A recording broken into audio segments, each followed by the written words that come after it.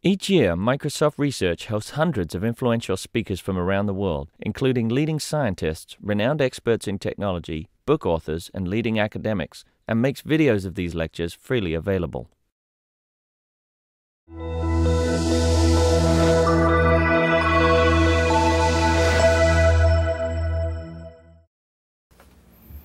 Thank you so much for coming.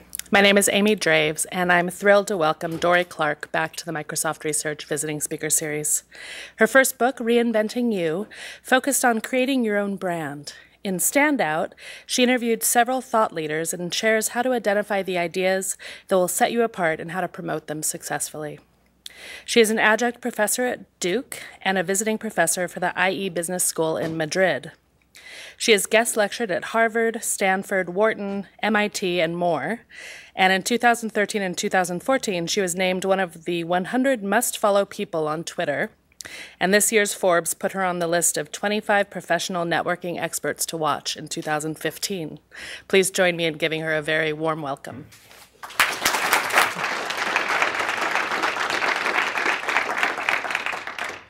Good afternoon. So, 2 years ago, I was here at Microsoft speaking for the first time. I had a new book coming out then. It was called Reinventing You. And at the time, when I was doing research, I actually had interviewed this fellow. His name is Stephen Rice, and he was, and I think still is, for the moment, the Executive Vice President of Human Resources for Juniper Networks, your neighbor down south in Silicon Valley. And he told me something interesting, which was that whenever he is asking people interview questions for the highest level jobs at Juniper, he's trying to figure out if they should get a really high ranking job. He asks them one question, which is, how are you reinventing yourself? And he says that if people don't have a good answer to that, he didn't want to hire them. And it really struck me, and that was one of the anecdotes that I included in Reinventing You. I actually include him here in this presentation today because about a week ago I got an email from him, and he said that he had been thinking recently about our conversation, and he realized that he actually hadn't been practicing what he preached. He had been doing the same job at the same company for too long, and he needed to reinvent himself. And so he's actually going to be moving up here this summer to now take a Chief Human Resources Officer opportunity at the Bill and Melinda Gates Foundation. So that's someone who I think in a lot of ways we're all in this position, that we want to try to find ways wherever we are in our jobs to try to reinvent ourselves. Now, Microsoft is an incredibly exciting place, and there are many ways that you can make a mark. But I think all of us have found at one time or another in our professional lives that we feel like maybe we're hitting a plateau. We need to keep reinventing ourselves within the context of our job or within the context of our community. So 2 years ago when I was here, it was a little bit of a moment of turmoil. It was literally a couple days after Steve Ballmer had announced that he was stepping down. There were people just flooding in saying, reinvention, yes, that's what we're after. So 2 years later, as you guys know, things are looking pretty exciting. The ink is good. And a lot of things are happening at Microsoft, which I've been really pleased to witness in terms of the reinvention of how people are talking about Microsoft and how things are being approached. But there's a question that happens naturally, which is once you have reinvented yourself, once you have shifted modes, once you have changed into the place that you want to be, you're in the process of becoming, how do you then become recognized as truly being the best in your field? How do you stand out in the place where you want to make your mark? And that's why I wrote my current book, because I wanted to solve the problem of what comes next in an increasingly crowded, noisy world, in a world where Amazon and Google and Facebook are getting all this ink. How do you find a way as an individual and as a company to say, we are the best and we are doing amazing things?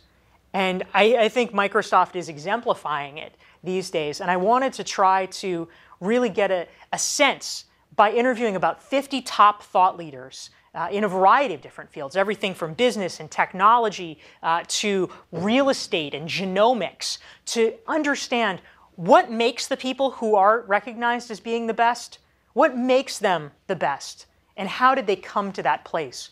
So today, I'm excited to share with you some of the things that I learned in the course of interviewing these people about how people found their breakthrough idea and then in turn how they came to be recognized for it. So the first strategy, I'm going to share 3 with you. There's more in the book because there's so much we could talk about, but I want to share 3 top strategies with you about how some of the best thinkers are able to develop their breakthrough ideas. So this is Eric Schott. He actually used to live in Seattle. He moved over a couple of years ago to New York, where I met him. He's now a top scientist at Mount Sinai Hospital in New York. But what's interesting about him, he is recognized as one of the most prolific and interesting biologists operating today. He has written more than 200 peer-reviewed papers on everything from Alzheimer's to diabetes. But when he first started out, he was actually a fairly controversial figure in the field. There was a lot of blowback that he got. And a lot of times these things go hand in hand, of course. When you're doing something really interesting, really innovative, there are critics. But what Eric's special sauce was, you could say, was that he didn't actually start out as a biologist. That wasn't his training. He was a mathematician and a computer scientist that only later went into biology. And as a result, in the late 1990s, when the kind of technology emerged that would allow for rapid gene sequencing, a lot of biologists looked at that and said, what good is that? What good is that going to do us? But Eric, because he had trained in quantitative methods and was comfortable and familiar with it, saw the potential and said, let's get on it. And as a result, he's been able to make some of the most critical breakthroughs in biology of the last decade. He's been profiled twice in Esquire magazine alone. But where that comes from, and I think one of the key things that is really a driver that I discovered in the course of writing and reporting on Stand Out, is that he was willing to mix perspectives. He was willing to mix disciplines.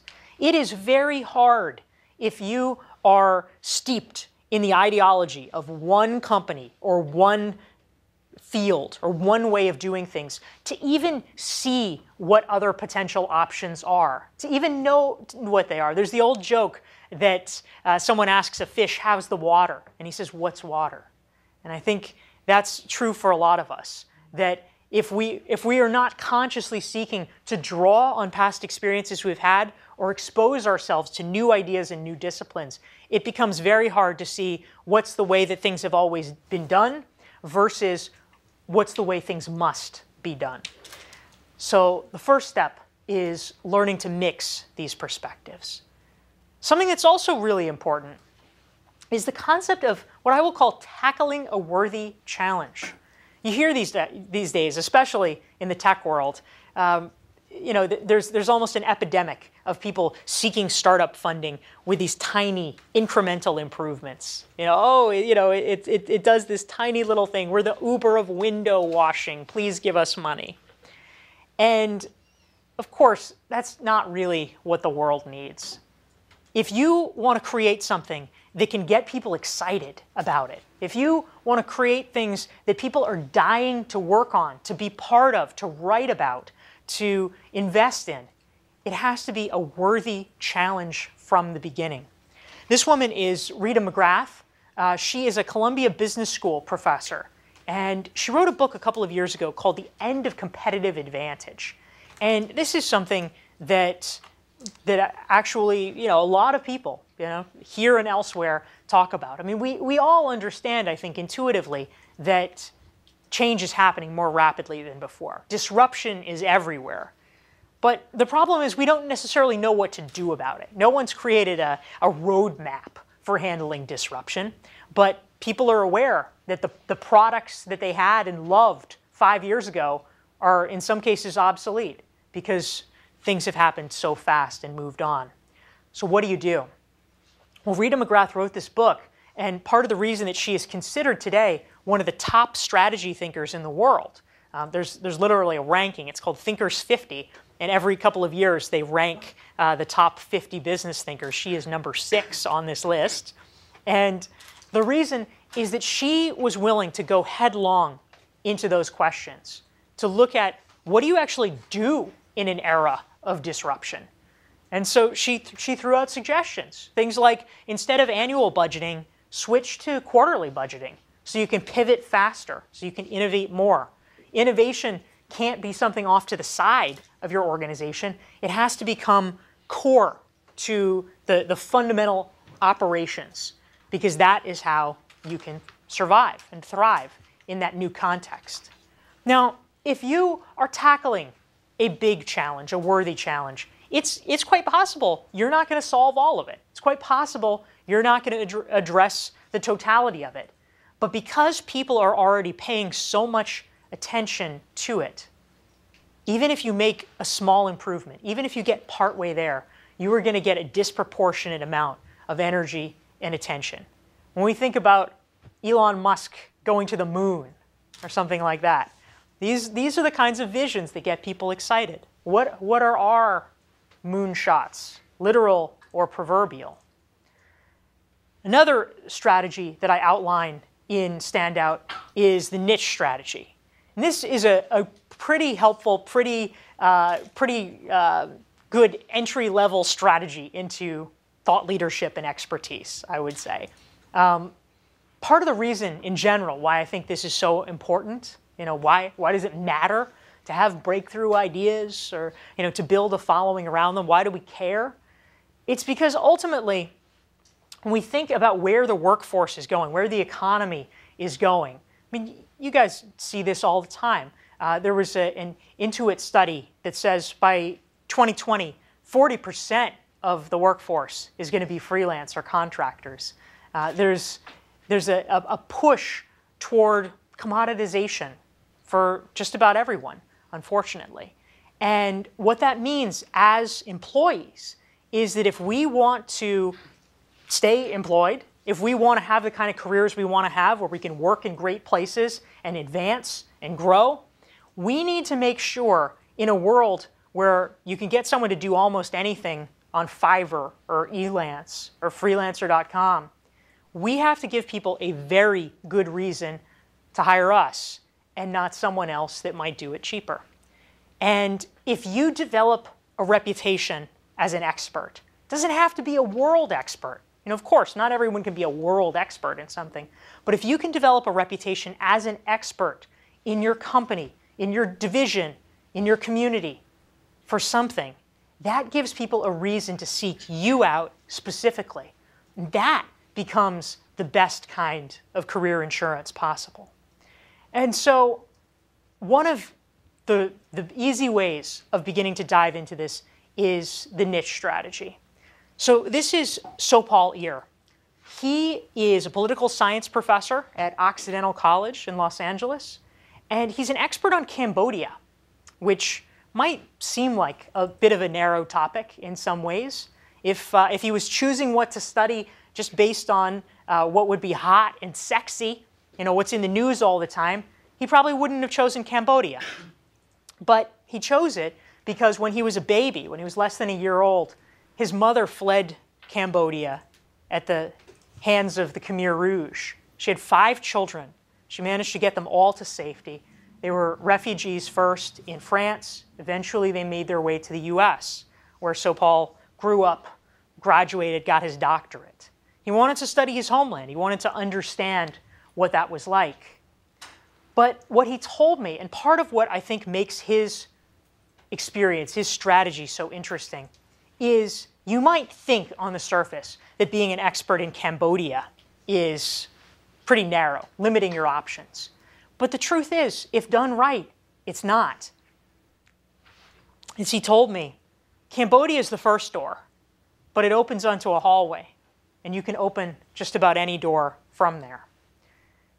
He became an expert, ironically, you wouldn't imagine as a political scientist necessarily, but he's become a recognized expert in criminal justice. He gave a popular TED Talk based on the fact that he had become expert in studying the Khmer Rouge and the Khmer Rouge tribunals.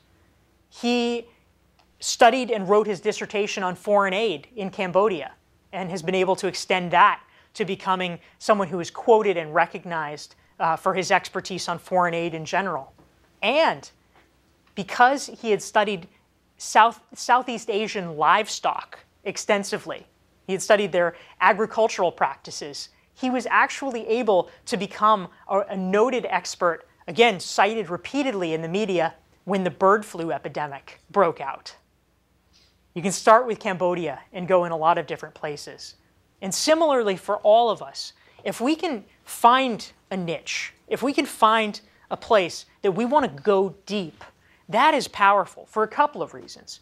One is that once you are recognized as being truly an expert on one thing, you build connections, you have opportunities. You get to speak at conferences, you get to meet people from the media, whatever it is, but you make connections as a result of that initial expertise. And if you are able to then strategically move into adjacent areas, you can leverage it. There's also a phenomenon in psychology known as social proof, and the halo effect.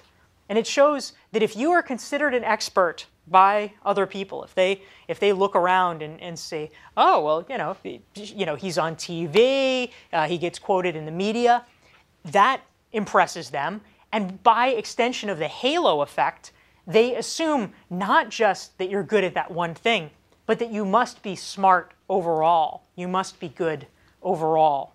These are things that are really powerful psychological forces. So if you start small and start with a niche, if you're able to then expand out into the adjacencies, you can do quite well. So the question I have for you, what are the niches that you can own inside the company or in your field? And how then can we expand it out strategically? So the final piece that I wanted to share when it comes to this first part about how to develop your breakthrough ideas, this is the story of a guy named Michael Waxenburg. Michael lives in New York. He's an IT manager at a financial services company. And about 15 years ago, his family was deciding whether or not to buy a condominium. Their apartment was being condoized, and they had to decide whether to pull the trigger and do it. So they started going to open houses, like a lot of people, right? But Michael was a very analytical guy. He wanted to keep track of the open houses that he was going to.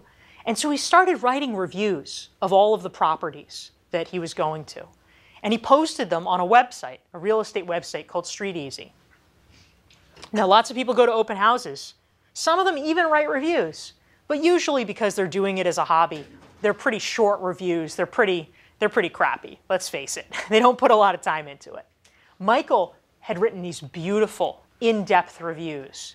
They were so valuable to other people that before too long, he started to get emails through the website. I love your reviews, they're brilliant.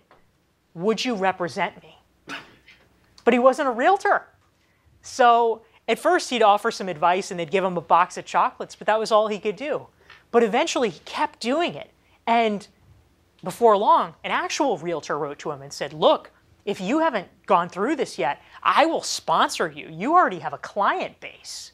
And so Michael took the courses, became a realtor, and now, to this day, has a very successful, lucrative side business that he doesn't have to market at all because the clients come to him through the reviews. Now, what does this tell us? For me, what I discovered in the course of doing this research about thought leaders is that one of the things that is most powerful, especially in today's world where everyone has an opinion, everyone wants to share their opinion on the internet, and half of what we see on the internet is opinions about blog posts about other opinions.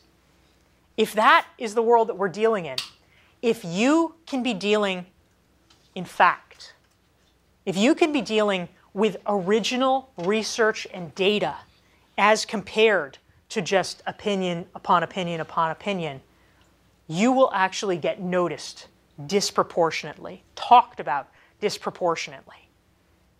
The way that Michael did it was through his own reviews that he wrote about properties. You could review anything. You could, review smartphones or bed and breakfasts or beers. Doesn't really matter. There's other ways to create original research too. If you are a data person, you can crunch data. You can conduct surveys. You can do interviews with experts or interviews with people in the field to get their actual experience. You can write case studies. You can write white papers. But whatever it is, if you are creating original primary research, it doesn't have to cost a lot of money. This can literally just be thinking like a journalist and going to talk to people. But if you do that, you will set yourself apart from the people who are doing half-baked efforts. You will get noticed for it. So the first half of all of this is about how to come up with your breakthrough idea. How do you begin to do this? And in fact, I'll just mention briefly that for folks who are interested in that question, how do you apply all of this to your own lives?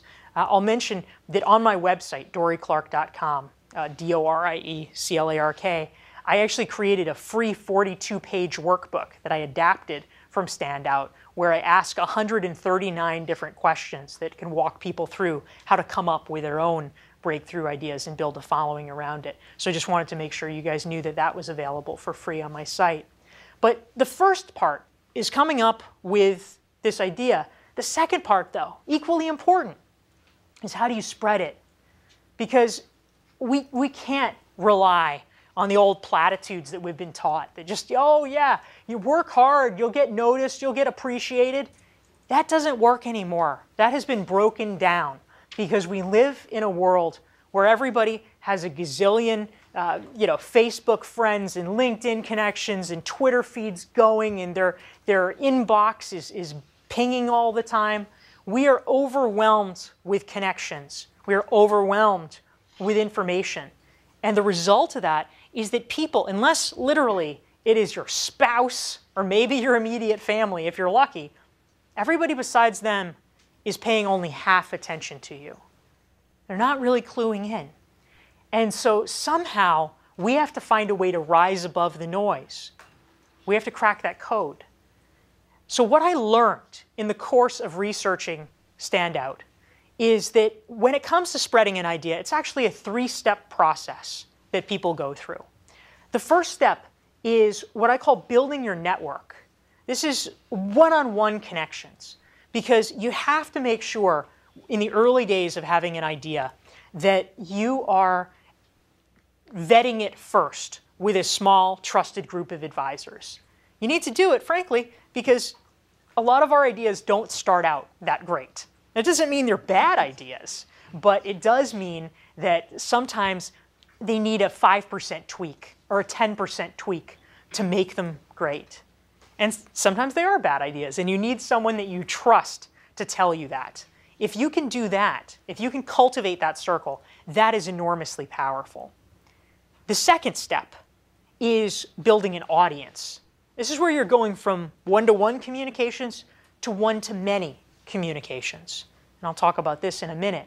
But this is the more traditional version of marketing. This is where people, when they think, how do you spread an idea? This is what comes to mind, right? It's blogging, it's podcasting, it's, sharing things on social media, it's giving lectures. It's somehow making yourself and your ideas findable to like-minded folks who are interested in your message. And then the third and final step is you've gone from one-to-one communications to one-to-many. The third and final step is about many-to-many communications. This is where your audience turns into a community. And they turn into a community because they start talking to each other. That's where the magic begins, because they're able to help spread your message beyond what you could ever do on your own. But so where does all this start? Well, in some cases it starts with what this woman, Kari Anderson, did. She is now a professional speaker. She started out as a journalist. She was an Emmy Award-winning journalist. And in 1989, she formed essentially a mastermind group of fellow journalists where every month they would meet and get together and trade ideas, talk about the profession, share resources, share advice about different sources. And it was helpful. It was very powerful for her. But a few years after that, she switched careers, became a professional speaker, and she thought, well, maybe I'll form another mastermind group just for speakers so that I can have that community. So she did that too. But over time, she has kept both of them up. Now, given the way the industry has gone, unfortunately, half of the people who used to be journalists are no longer journalists, but they're still meeting. One group was founded in 1989, the other 1994. They have been meeting literally every single month since then. She says that this has become the formative experience of her professional life. Now, not all of us, in fact, probably very few, are going to have a mastermind group that lasts for 20 years. But I'll tell you something that we all can have and should have. And that is a group of trusted friends and colleagues that we cultivate and can turn to when we need to. For a lot of us, we are on reactive mode. If somebody emails us and says, hey, let's meet up, let's have a cup of coffee, you'll say yes to that person, but we're so busy, we probably are not proactively making the time to invite out to coffee the people that we really would like to be with and that we can learn from and that we know we ought to be holding close to us in order to learn more about ourselves and just have the companionship of a professional who we really believe in and trust. We need to get more deliberate about taking back our schedule and building connections with those people proactively. So I challenge you today to think about who are those 4 or 5 other people that you like, that you respect, that you want to learn from, and how can you find ways to invite them more into your life, whether it's inviting them for coffee once a week, whether it's just shooting them a quick email to stay in touch when you maybe haven't been in touch for a while. But how can we be more deliberate about that? Now, of course, the other challenge that many of us face is the fact that some of the people that we already know are going to be really helpful and important to us in terms of our professional lives. But for a lot of us, we still need to meet a lot of people. I mean, the reason that networking is important is that for literally almost everyone, you don't currently know all the people that you need to know in order to get where you would like to go ultimately in your career. So how do you expand your network? How do you do that strategically? Because you could, of course, just sort of get lucky and maybe someone's in an event and you meet them. But there's a problem because a lot of the most successful people are also the ones that have the most demands on their time. If you just send them an email and say, hey, can we get coffee? Can I pick your brain? Like everybody says, you're going to go to the bottom of the list because they are too busy. And unless you have a very good reason, they're probably going to say no. But this gentleman was able to come up with a strategy around that, which I thought was pretty powerful and which I included in Stand Out. His name is John Corcoran, and John is an attorney in the Bay Area. He's also a podcaster. He has a podcast and a blog called Smart Business Revolution. And he decided that he wanted to expand his network using the podcast as his leverage. That was the tool that he had, and he realized, all right, I can do it. So he started to make a list of the people that he would really like to get to know. And he invited them on as podcast guests. The amazing thing about that, number one, no one ever asks how many listeners your podcast has. Number two, if you ask at the right time, especially John wanted to meet a lot of business authors, so he would ask when they had a book coming out, they'll almost always say yes. So John told me that just an incredible thrill for him was Daniel Pink, who, if you like business books, many of you have probably heard of. He's a well-known business writer. He really wanted to meet Daniel Pink. And so he waited for his moment when Dan Pink's most recent book came out. And he asked if he could do a podcast. And Dan Pink said yes. So John just releases the audio, but he says that he always likes to do the interview with video. And the reason for that is he wants the other person to know what he looks like so that he can build an actual relationship with them. He thinks that's really important, even though John was interviewing him in San Francisco and Dan Pink lives in Washington, that they would get to see each other face to face.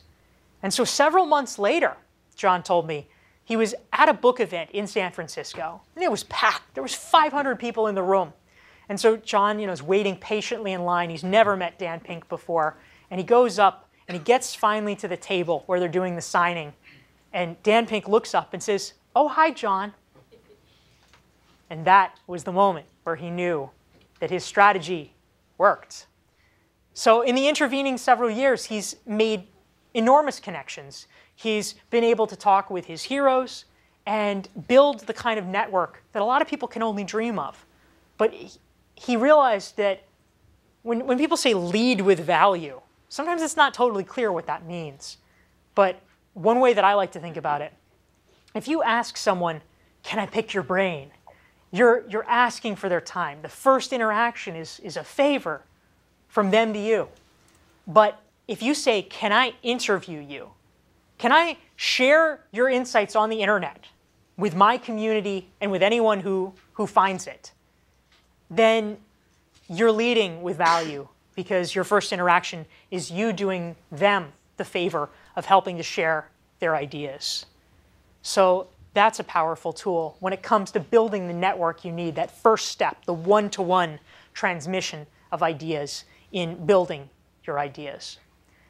So I would be remiss when we talk about audience building, this second phase of sharing your ideas with the world, if I didn't talk about blogging.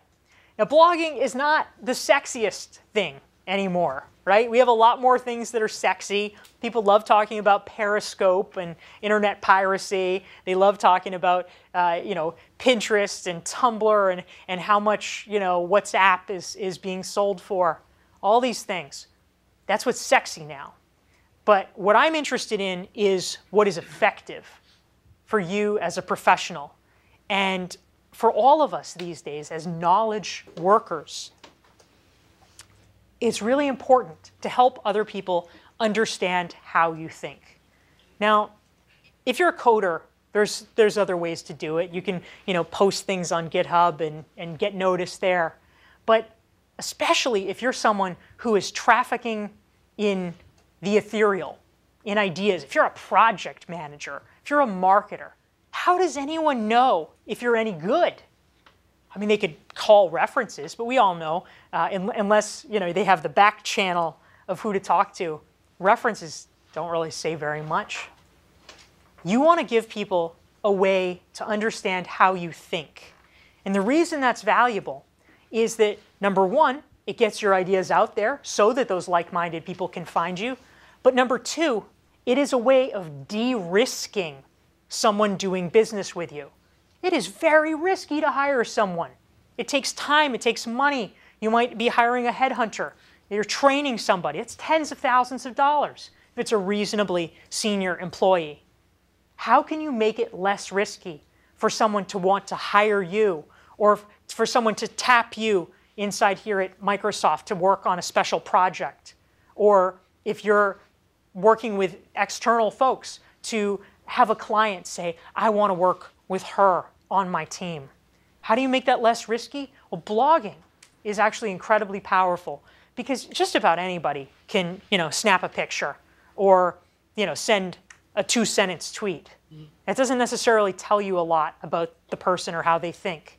But if you are able consistently to share your ideas thoughtfully, 700-word essays, people really begin to see how you think.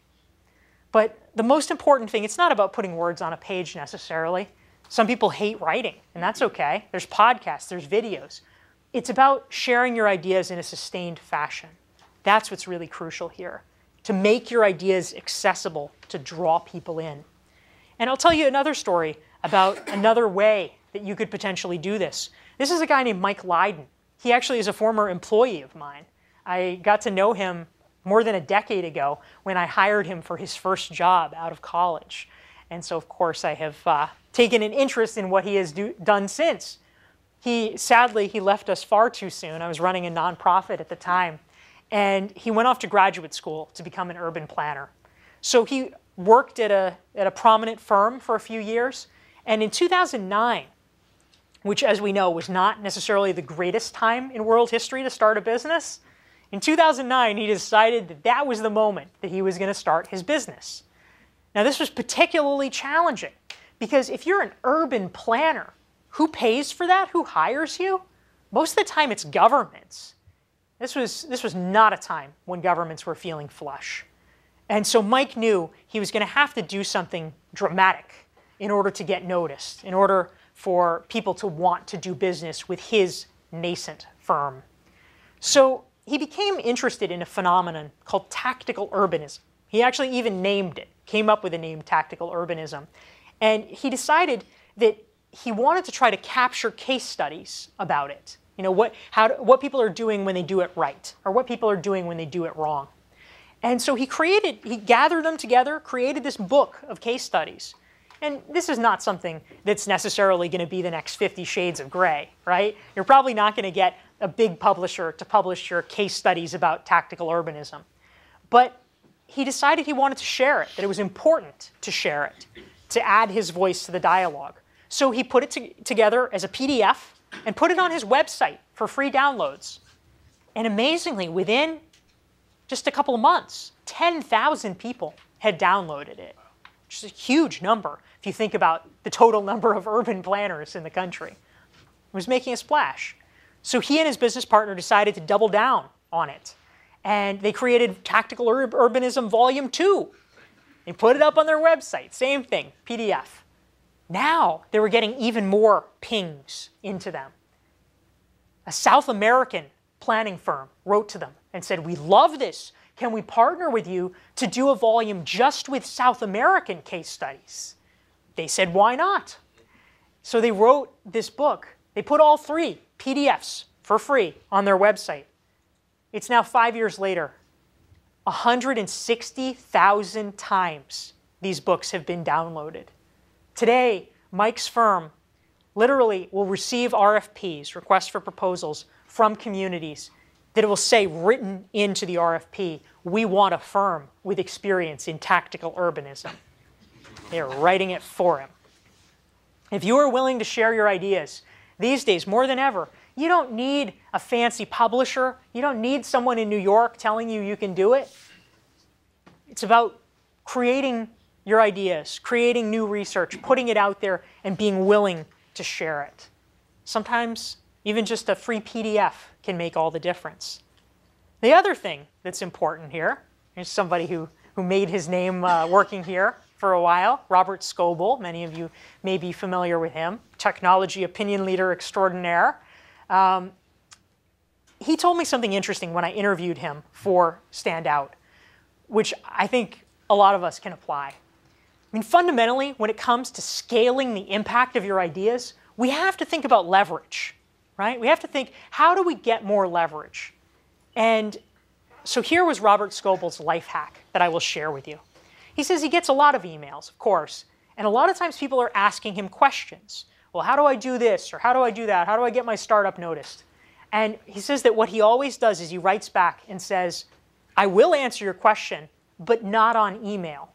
He says, "If you write your question on Quora, the Q&A website, I will answer it there." And the reason he told me that he does this is he says, if I email one person, I'm helping one person.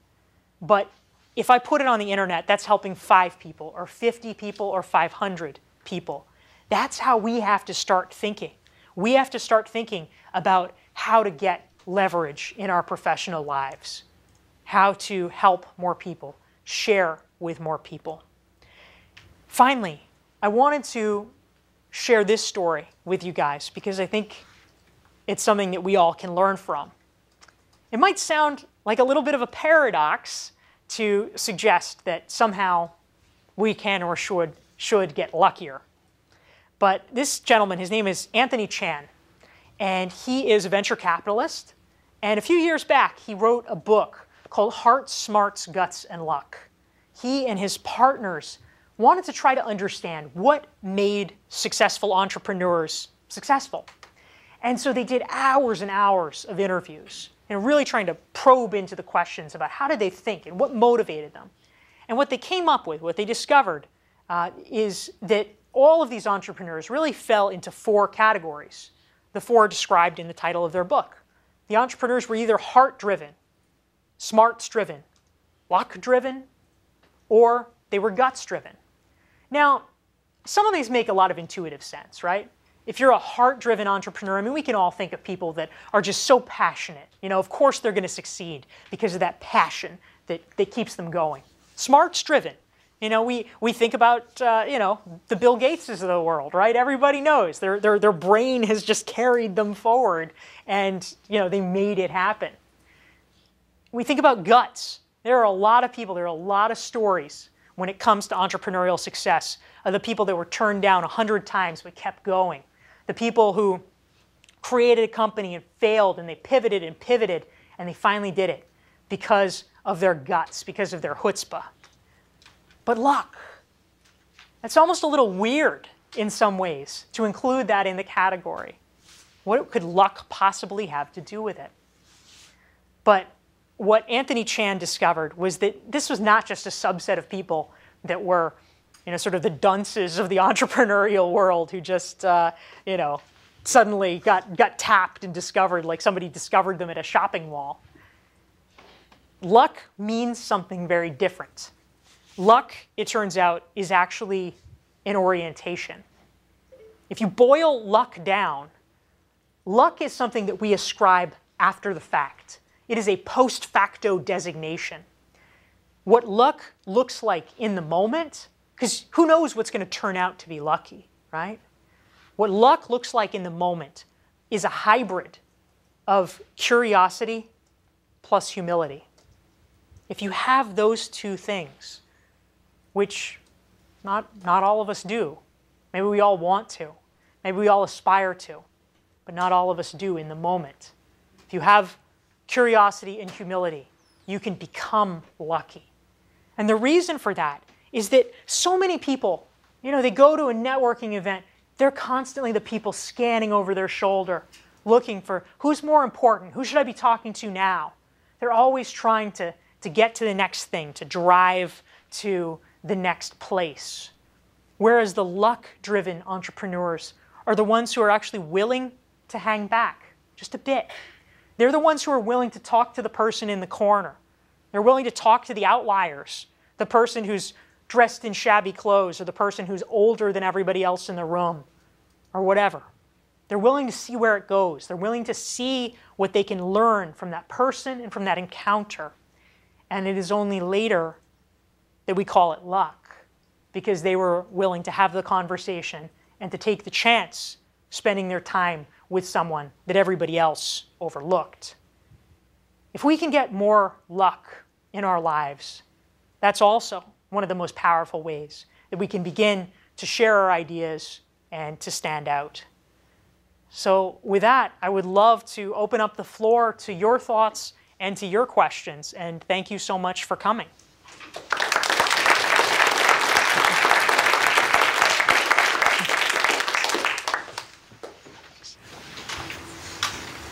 It's also mentioned, by the way, I am signing books afterwards, so if anyone is keen for that, I'm hanging around for you. Yeah. So, folks, thoughts? Anybody want to dive in?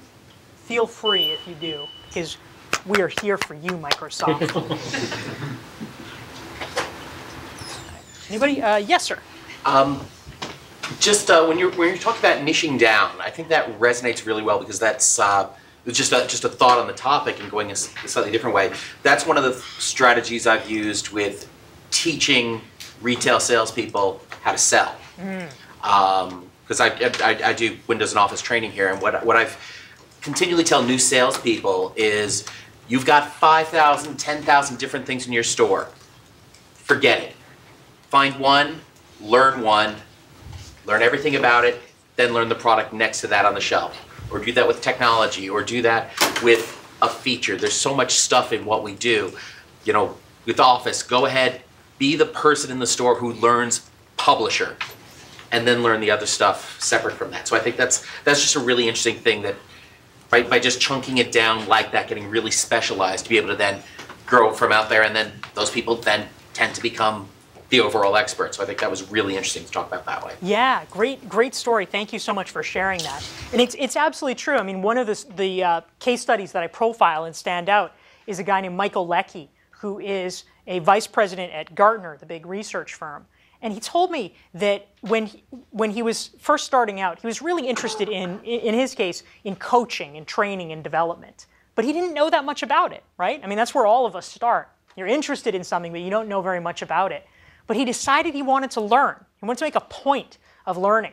And so he essentially apprenticed himself to an outside consultant that Gartner had brought in. And he started hanging out with this guy and taking all of his sessions. And eventually he would start assisting with the sessions. Then he would start co-teaching the sessions. And before long, he actually had developed a reputation within his company as being the go-to guy on coaching and development. And you know, if you, at that point, had taken Michael and compared him to the world experts in it, I mean, he wouldn't have compared. He was just starting in a lot of ways. But he knew more than other people in the company. And he was honest about what he knew and what he didn't. And he was willing to share his knowledge. And so if over time you develop inside an organization or inside a division as being the go-to person on something who knows just, you know, all it is, you start out, all you have to know is more than your colleagues. You will become the go-to person, and that gives you a kind of gravitas that you can then use so that over time you can learn more and more to truly become an expert and to truly master whatever you're doing. So great story. Thank you very much. Thank you. Let's go to the gentleman in the back. So does the future belong to specialists, or is there still a place for generalists? Ah, yes, the profound question. So niching down, the niche strategy, it's one of the paths, definitely not the only path. I actually, I wrote a piece for Entrepreneur magazine just a couple of days ago that came out, and it's called What to Do When You Have Too Many Passions. And this is something I've certainly faced in my own life. You know, maybe some of you guys have too. There's kind of two people in the world, right? There's the people who just, you know, they know their thing and they want to pursue it. And then there's kind of Renaissance people where it's just a little harder. Maybe they are generalists. I, to a certain extent, fit into that category myself. If folks are interested, they can find it up on my website, DorieClark.com. I actually have about 400 articles there, so there's a lot of material. But what I suggested in that post, and we'll say here, is for all of us, if you're not sure, if you have a lot of passions, if you're not necessarily sure what to pursue first even, because you want to do a lot of things, I am a big advocate of placing small bets. And I'll tell you how I did this in my own life. So I, you know, since I was a kid, I wanted to write a book. I thought it was really cool, just wanted to do it. But I wasn't really sure what to write a book about. Because, you know, I had a million ideas. And so I actually started out in 2009. That was when I got really serious, and I'm like, oh, I'm going to do it. I'm going to make it happen. And so I wrote 3 different book proposals that year, convinced that one of them would take. But in fact, I got rebuffed on all of them because they said, nope, sorry, you are not famous enough to write a book. And I realized then that, you know, the world had kind of changed. You can't write a book and then become famous from it. You have to kind of be at least sort of famous, and then you will be permitted to write a book. So you have to, as they like to say, you have to build a platform. And so I realized for me, you know, I was comfortable writing, I liked writing, so I figured, all right, I'm going to blog. But there was lots of stuff that I was interested in. So basically what I did, each blog post was a little experiment. You know, what do people like? What do they respond to? What is sticking? And it turned out that one of my very early blog posts that I wrote, it was called How to Reinvent Your Personal Brand. And it came out in the Harvard Business Review. They liked it enough. They asked me to turn it into a magazine piece for Harvard Business Review. And when that came out, I got approached by 3 different literary agents who said, would you like to turn it into a book? I was like, the market is spoken. And so that was my first book, Reinventing You, that I was able to create. Interestingly enough, yet another blog post that I did around that time ultimately turned into Stand Out as well. But so I'd say if you have a lot of different passions, don't feel like you have to choose. Take it as an opportunity to try lots of things, and then the universe and the market will tell you what people want you to concentrate on. And it doesn't mean it has to be the only thing you do, but it can be the thing that you do first. So, yes, ma'am. I'm very curious about your ideas and interviews with people on tackling the worthy challenge. So wondering if in the entrepreneurs that you talked with, you saw any trends or patterns with people who took up the worthy challenge. Well, one thing that I heard from a number of people about this kind of worthy challenge question, and I think that this is a little bit of a common strand throughout the book, is the fact that it's really important. I mean, if we are coming up with our breakthrough idea, if we are creating something that is genuinely new and valuable, a contribution that we can make, it's not necessarily something that comes and hits us like lightning from outside. Oftentimes, it is something that actually germinates from inside based on our own personal, unique experience that only we have, because that is what enables our perspective to be different on an issue. And so one person that I interviewed, who I think is indeed sort of the epitome of tackling a worthy challenge, is a woman named Rose Schumann. Rose, when she was 18 years old, she'd grown up in suburban Maryland. When she was 18 years old, she and her family took a family vacation to Nicaragua. And they went there because her stepmother was Nicaraguan, and it was to visit her stepmother's family. It was shortly after the Contra War that this visit took place, and Rose had never seen anything like this. I mean, she had grown up in a comfortable suburban environment. All of a sudden, she's thrown into a place where there's poverty everywhere. People are hungry. There's literally one street light functioning in the entire country. The infrastructure is just gone because they've spent a decade at war. And it struck her hard enough that she said, I want to do something about this. I want to make an impact. And so sure enough, she went off to college and she studied international development while she was there. And after she graduated, she got a job at an NGO.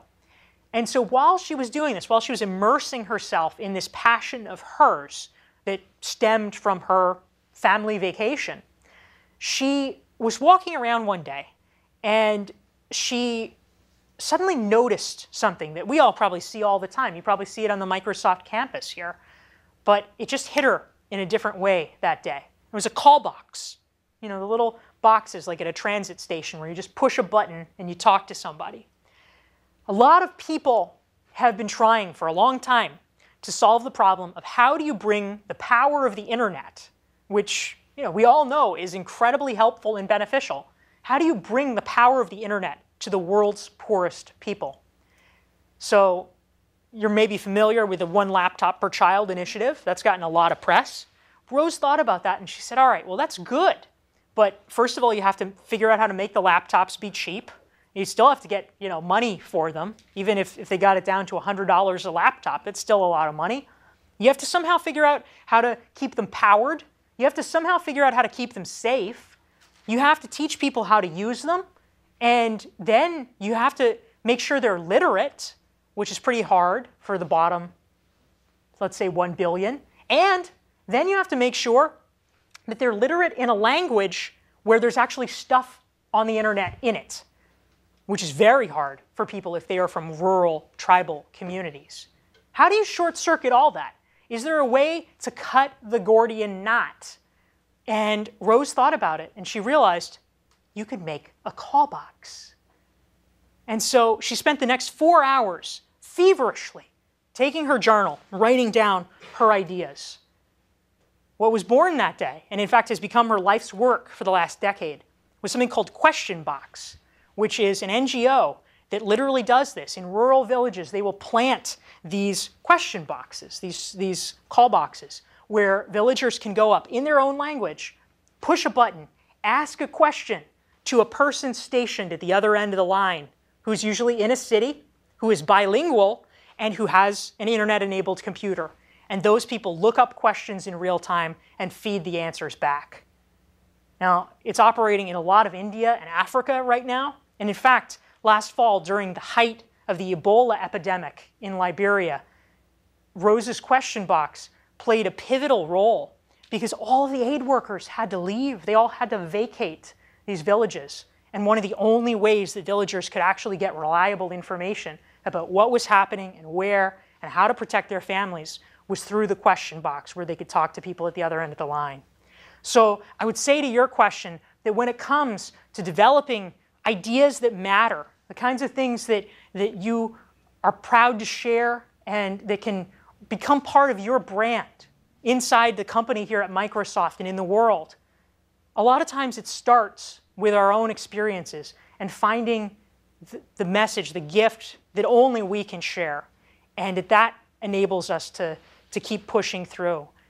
If you're able to find your idea through some of these strategies and are willing to share it, are willing to be generous by writing about it, talking about it, enabling other like-minded people to find you, it can begin to gain a kind of traction and a kind of power that will help your career and also help the world. So I want to be respectful of everybody's time. I know we've got meetings and all of that. We have books in the back. Some people are all cagey about it. I won't be. Please buy my book. It's awesome. I think you'll love it. And I would love especially to meet you. So thanks very much. I'll be signing books. Is there anything else that you need, Amy? All right. Team Microsoft, thank you. Take care.